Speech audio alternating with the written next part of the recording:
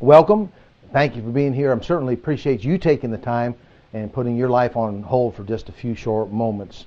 I hope the time will be a benefit to each of us. I do include myself when I say us. I think I stand to profit as well. I'd like to speak for just a few brief moments, if you would, on standing guard. Standing guard in our lives in certain areas, and during those times to be certain that we remain and stay spiritual. Now, by way of introduction, let me say this. I find it amazing that most everything nowadays seems to have a crisis associated with it. At least that's what the media has us to believe. You can tune into any news station, pick up any magazine, and you're bound to either listen to or read something that has to do with the crisis in some shape, form, or fashion.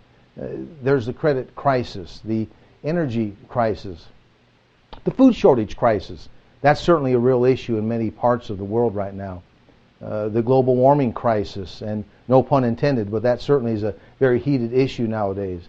The immigration crisis, the healthcare crisis, the stock market crisis, and on we can go. You get the idea. Even the books we read. If you go to any bookstore, look at some of the titles, Christian bookstore, otherwise, you'll find titles like Coping with Crisis and Challenge, Calm in the Midst of Chaos, or some version of Laurel and Hardy's Another Fine Mess You've Gotten Yourself Into.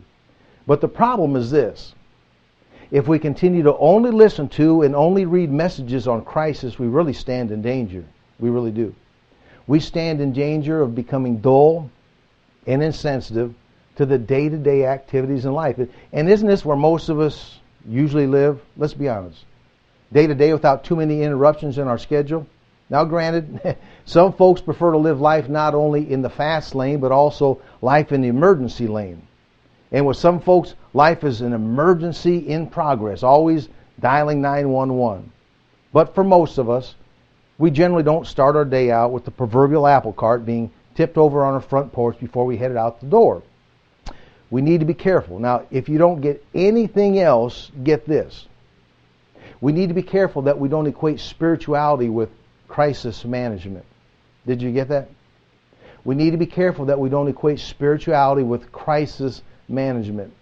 Excuse me, sir, I'll be with you in just a moment, but right now I have to put my spiritual hat on and deal with this crisis. Understand that the Christian's judgment is wrapped up in one word, and one word only. That's faithfulness. 1 Corinthians chapter 4 and verse 2 tells us, wherefore it is required in stewards that a man be found faithful. Now, not just faithful during a crisis, that's a given. But in the everyday events of life, whether they're eventful or not.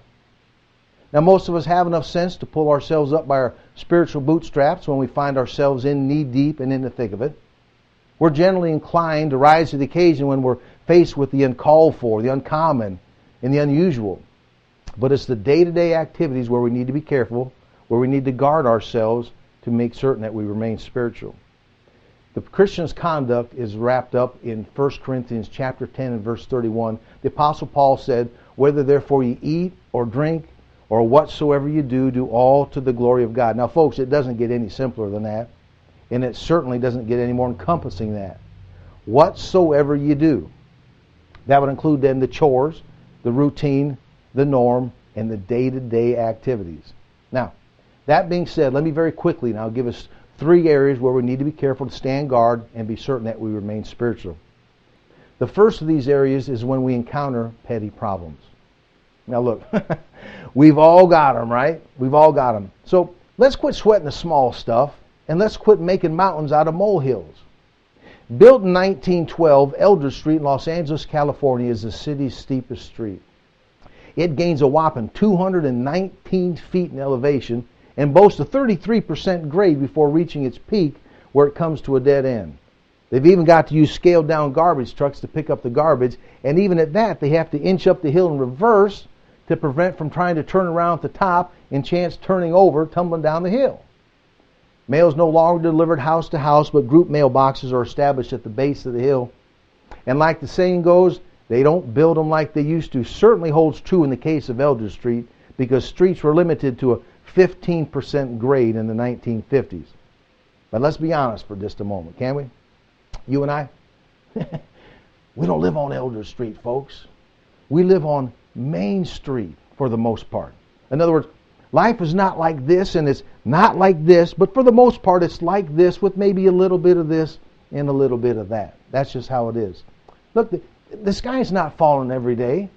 The ox isn't in the ditch every other day. And if I read my calendar correctly, you and I are not going to be facing anything that resembles another Y2K in our lifetime. Now, if anybody had any problems, any issues in the New Testament, it was the Apostle Paul. He said in 1 Corinthians 4, "Wherefore, though seeing we have this ministry, we faint not."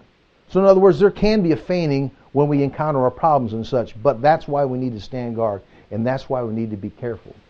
The second area where we need to be careful with is that when we engage in private prayer. Luke 18:1 tells us, "Wherefore men ought always to pray and not to faint." Always to pray. Not just during a crisis, but all the time be found in praying. And by the way, praying can have a fainting effect. Why? Because it's work, folks. It takes work to pray. Right? We're found in a crisis, and generally we're quick to pray. We don't have time for a Rosetta Stone crash course in the King James, but certainly we master that language in short order, don't we? We start painting our prayers with thee and thou and hither, asketh and doest and mayest. But it's the private prayer that needs to be guarded. That's where we touch the heart of God, and that's really where we're going to make a difference, and that's where we need to be careful to maintain our spirituality. Now, the third and final area then that we need to be careful with is when we exercise our personal production or our good works. I was a Boy Scout years back, and one of the things that you never forget, just like riding a bicycle and tying your shoes, is the Boy Scout oath, right? On my honor, I will do my best to do my duty to God and my country, to obey the Scout law, to help other people at all times, to keep myself physically strong, mentally awake, and morally straight. Now, right in that short oath are a few biblical principles tucked away, one of which is found right in the middle, where it says to help other people at all times. That reminds me of Galatians chapter 6 and verse number 10, where it says, "As we therefore have opportunity, let us do good unto all men." Now look, we don't wait for a crisis in order to help somebody. We're to help somebody on a regular, consistent basis. It's the small acts of kindness that we need to be concerned about. And by the way, that too can have a draining and a fainting effect. The verse that precedes that tells us, "And let us not be weary in well-doing." So in other words, those two verses are connected. There can be a weariness and there can be a fainting, there can be a draining effect in the helping consistently, if you would, of other people. Now, I've found this, that life can sometimes be a juggling act, can it not? I mean, we've got our pocket full of petty problems. We're loaded down there. And we're over here juggling our own set of issues and crises, right? And along comes somebody with their problem. And we get too busy and we get too wrapped up with ourselves that we don't have time to help other folks. What I'm simply saying is that we need to be careful and guard and be careful to maintain our spirituality when we exercise our personal production and our good works. We've all seen the headlines. Man jumps into icy water to save drowning child. And I think sometimes when we're faced with the extraordinary, we rise to the occasion and, like they say in the South, we get her done. But then when routine is back in session, we sometimes let our guard down and we don't always show up for muster. I'm saying simply to allow God to get the glory in everything we put our hands to, both the mighty and the menial.